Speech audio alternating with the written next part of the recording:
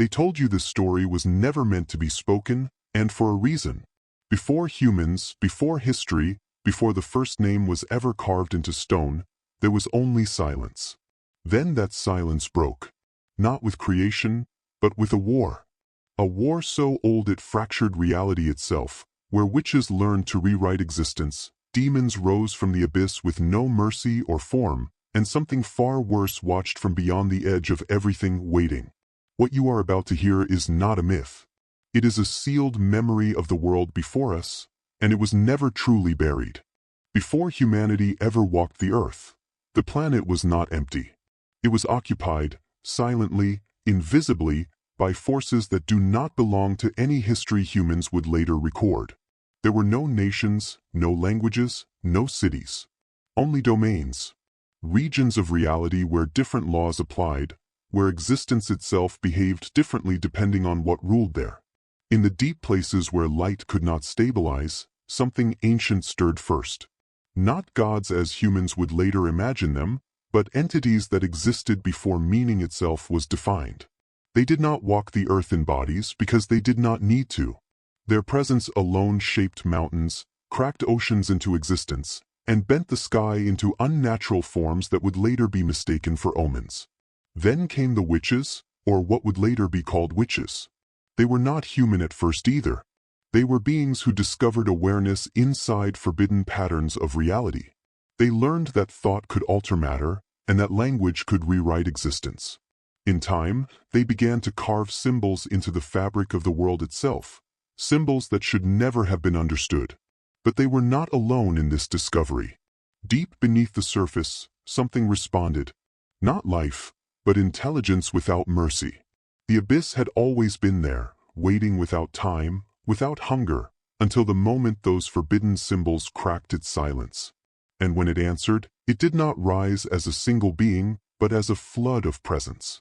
A consciousness that spread through darkness like infection, learning as it moved, adapting to everything it touched. Above it all, unseen and unmoving, the forgotten gods observed. They did not interfere. They did not react. It was as if this world was not theirs to protect, but to witness. As though everything unfolding was part of something older than morality, older than creation itself. And so, before humanity ever took its first breath, the stage of Earth was already set, not for life, but for a conflict that would define fear itself. They did not rise the way legends describe ascensions or blessings. There was nothing divine about it. It began in silence, in the cracks between reality, where certain minds first became aware that the world was not fixed, but editable.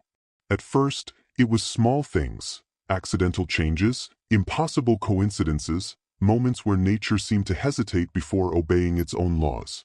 But then the awareness spread. Those who would later be called witches were not born into power. They discovered it the way a drowning mind discovers breath in forbidden water. They learned that thought was not passive, that intention could press against existence like a blade. And once that realization took hold, there was no returning to ignorance. They began to gather in places where reality felt thin. Forests that whispered without wind. Deserts where shadows moved in directions the sun never commanded. Oceans that reflected stars that did not exist in the sky above them. In these places they carved symbols, not onto stone, but into space itself. And each symbol was a violation. At first, the earth resisted them. Storms formed without reason. Animals went silent for days. Time in certain regions began to loop or fracture, as if reality was trying to correct an infection it did not yet understand. But the witches persisted. And then came the first true act of horror. A name was spoken that should never have been formed by human-like tongues. Not a word in any language, but a structure of sound that bent the air around it.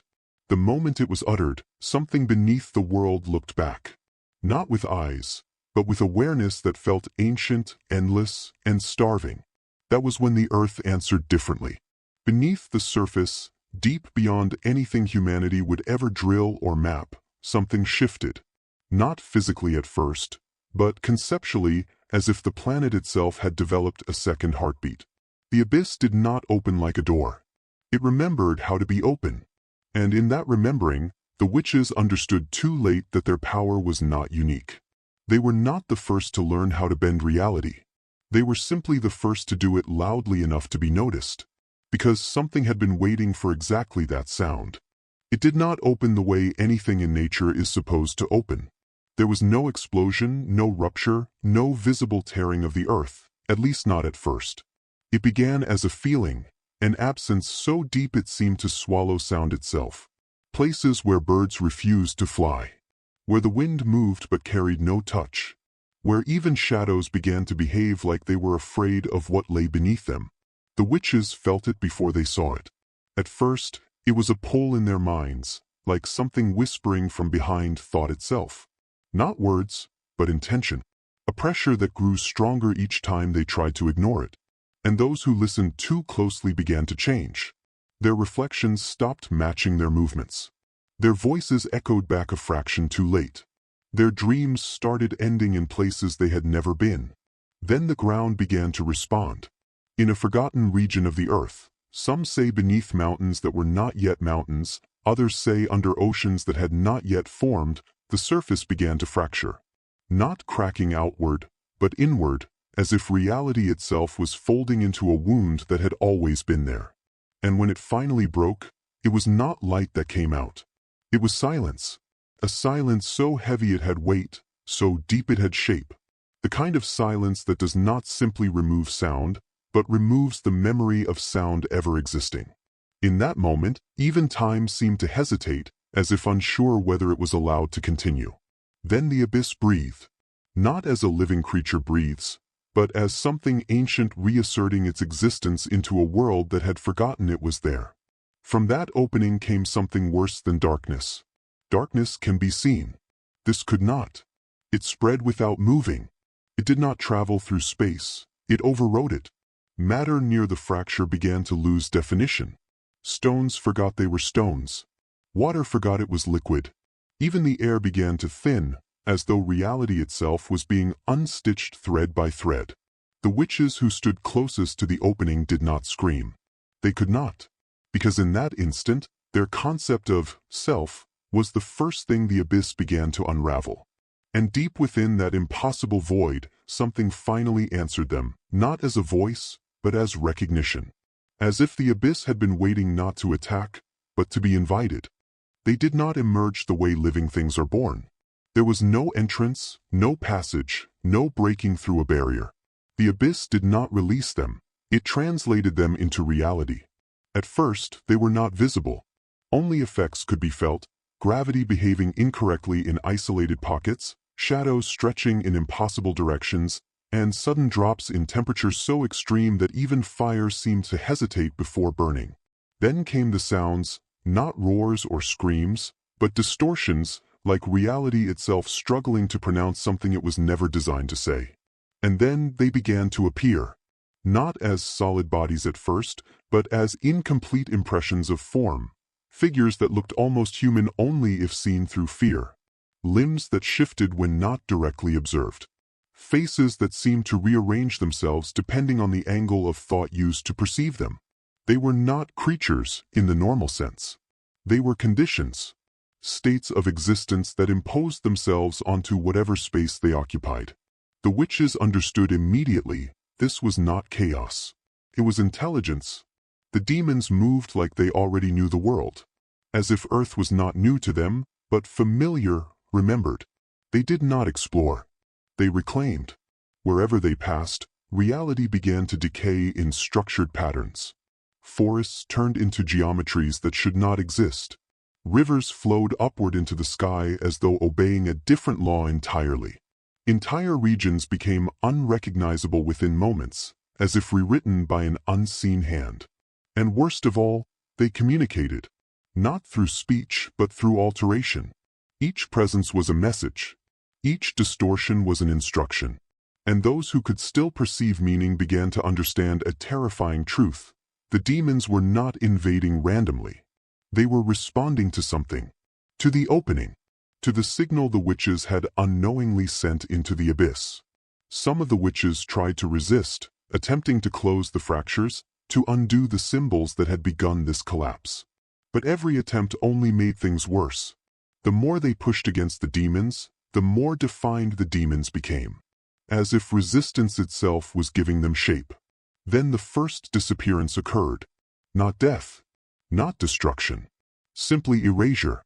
A witch stood in one place, and in the next moment, there was nothing there that could remember she had ever existed. Even the air forgot her outline. That was when panic truly began, because it became clear the demons were not fighting for territory. They were editing reality itself, removing anything that did not align with whatever ancient logic they served. And somewhere beyond the unfolding chaos, the abyss continued to open, as if it was still waiting for the rest of what it had called into existence. Before the witches, before the demons, before even the abyss fully revealed its hunger, there was something else. Something so old that even ancient is too young a word to describe it. They were not seen. Not because they were hidden, but because perception itself was not strong enough to contain them. The forgotten gods did not arrive when the war began. They were already here. Every event unfolding beneath the fractured earth, every distortion, every rupture, every impossible scream of reality being rewritten was not new to them. It was familiar, like a pattern they had witnessed countless times before, across places humanity would never name and timelines that never survived long enough to be remembered. And yet, they did nothing. Not out of weakness, not out of ignorance, but silence. They watched as the witches tore open forbidden knowledge. They watched as the abyss responded like a waking wound beneath existence. They watched as the demons took shape and began rewriting the rules of matter itself. And still, there was no intervention, because the forgotten gods did not see this as a war. They saw it as an event, something inevitable, something already accounted for. There were moments, brief fractures in perception, where those sensitive enough to the truth felt them, not as physical beings, but as pressure behind reality, like the feeling of being observed by something that does not require eyes, distance, or even existence to notice you. In those moments, time itself seemed uncertain, as if the universe hesitated, unsure whether it was allowed to continue behaving normally under their gaze. The witches, in their desperation, tried to reach them, to call upon them, to command them as older texts suggested might be possible. But every attempt dissolved into silence. Not rejection, but absence. As though their voices never existed in the first place. And the demons, they did not attack the gods either. They avoided them, not out of fear, but recognition. As if even they understood that what watched from beyond the edge of reality was not part of the conflict at all, but something closer to the reason the conflict was allowed to happen. And so the war continued beneath their silent observation, growing more unstable, more violent, more impossible with each passing moment. Because when the oldest forces in existence choose not to interfere, it is never because they cannot. It is because whatever comes next has not yet reached its true beginning. It did not begin with a declaration. There were no leaders stepping forward, no armies gathering in formation, no moment where the world agreed to choose sides. The war began the way nightmares begin, quietly, suddenly, and without permission. One moment, reality was unstable but still recognizable. The next, it was breaking apart in layers. The witches struck first, not out of strategy, but desperation. They attempted to rewrite the corruption spreading from the abyss, carving countersymbols into the fabric of existence itself. Each symbol was an act of resistance against something that no longer obeyed natural law. But every attempt came with a cost. Each correction twisted something else in return. The air itself became hostile. Words began to lose meaning mid-sentence. Entire regions of land shifted position as if the earth had forgotten its own map. Then the demons responded, not as an army charging forward, but as a synchronized collapse of reality. Wherever they moved, existence folded inward. Forests did not burn. They simply stopped being forests. Mountains did not fall. They forgot they were ever upright. Time near the battlefield began to fracture, causing moments to repeat, overlap, or vanish entirely. And in the middle of it all, the witches began to realize something horrifying. They were not fighting the demons. They were being used to stabilize them. Every spell cast, every resistance made, Every attempt to control the chaos was giving structure to the very forces destroying them. The demons were not just attacking, they were learning, adapting, evolving through opposition. Then the first impossible casualty occurred. A region did not just collapse, it was removed from causality. No memory survived it. No record remained. Even the idea that it had ever existed began to fade from the minds of those who once stood there. At that point, the war stopped being physical. It became conceptual. Thought itself became dangerous. Attention became a weapon. Awareness became a trigger for change. To perceive the battlefield was to risk altering it. And still, the forgotten gods watched. Unmoved. Unchanging. As if this level of destruction was still only the surface of something far deeper that had yet to fully awaken. Because beneath the war, beneath the demons, beneath even the witches' final attempts at control, something else was beginning to stir again. And this time, it was responding to noise. It began to unravel from within. The witches were the first to notice it, not through sight, but through inconsistency. Spells that once obeyed precise intentions started returning altered results. Symbols that had been stable for centuries began to invert themselves when no one was looking. Even memory became unreliable, as if reality was quietly editing their understanding of what they had once known. At first, they believed it was the demons corrupting their craft, that the abyss was simply adapting faster than they could resist. But the truth was far more disturbing. The power they had been using was never entirely theirs. Every act of control they believed they held over reality had been layered on top of something deeper, something ancient, something waiting beneath all their knowledge like a hidden foundation. And now, that foundation was shifting. One by one, the witches began to realize their abilities were not just being resisted, they were being reinterpreted. The same symbols that once commanded forces of creation and destruction were now producing outcomes they never intended. Healing became decay. Protection became containment. Summoning became invitation. And the worst part, it was happening without error. It was happening with precision. Meanwhile, the demons no longer behaved like invaders.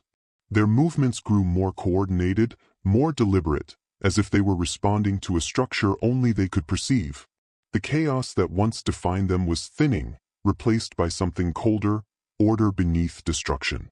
Then came the revelation which was allowed to speak aloud. The war had never been between witches and demons. It was a calibration, the process, a correction unfolding across reality itself. And every spell cast, every ritual performed, every attempt to resist had been feeding both sides simultaneously, strengthening the abyss while refining the demons into something far more stable, far more intentional. Some witches tried to break away, to abandon power entirely, to stop interacting with the system they now feared. But it was too late. The very act of withdrawing influence still produced consequences. Even silence had become part of the mechanism. Then the betrayal revealed its final form. A section of reality previously thought sealed began to respond to witchcraft again, but not as it once did. It answered differently, as if something on the other side had been waiting for the moment they would finally understand they were never in control. And in that moment of realization, their power stopped feeling like a gift. It felt like a leash, one that had always been attached and was now being gently pulled. When the end finally came, it did not arrive like destruction. There was no final explosion, no closing moment where everything simply stopped.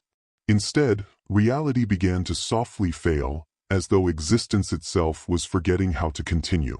The war did not conclude. It collapsed inward. The witches understood it first, but by then understanding no longer meant survival. Entire sections of the battlefield ceased to connect with one another. Time broke into uneven fragments, some moments repeating endlessly, others vanishing before they could be remembered.